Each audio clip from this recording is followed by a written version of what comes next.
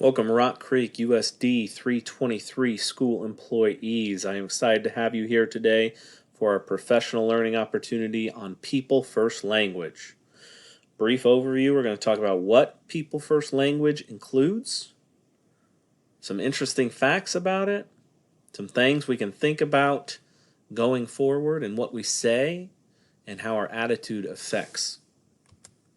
What is People First Language? Well, we're thinking about putting the person first before a disability. We're going to think about their name, his or her name, their strengths, and then the disability would come last. We're also going to try and be specific with our words. We're going to tell what a person has and not what he or she is. We'll get to a few examples in a moment. And we're going to keep that golden rule in the back of our minds. Do unto people as we would want done unto us.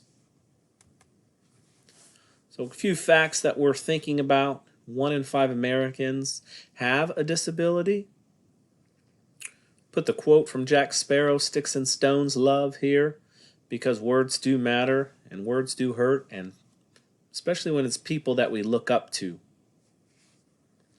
The history of the word handicap coming from a game where you would be playing and you would put your hand in your cap, which would give you a disadvantage in the game. And as we all know, our attitude towards anything drives our action. So we need to make sure we have the right attitude going forward. Talk about some language that I am guilty of personally, things that I have said, maybe in my classroom, maybe in the school, maybe out and about, but simple things that I wouldn't even think of over the years. What is your handicap? Say that on the golf course quite a bit. And I think, well, that's just what the terminology is.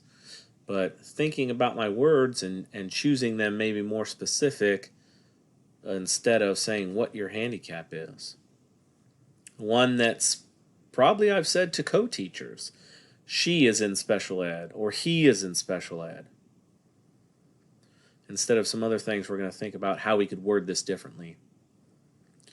And one, I was just driving the other day and I saw the sign. It made me think of this after I put this together. Handicap parking lot or a handicap toilet. I've said it to my wife before.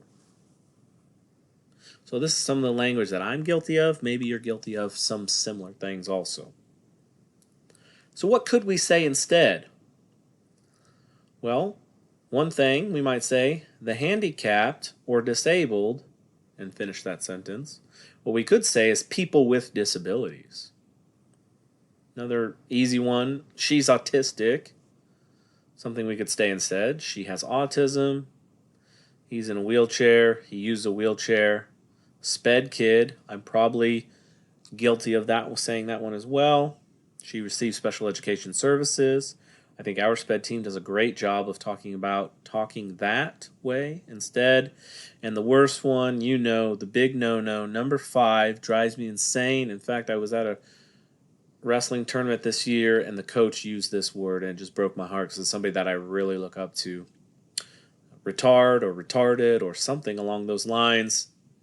And instead we could just say as an intellectual disability or another disability there instead of saying that.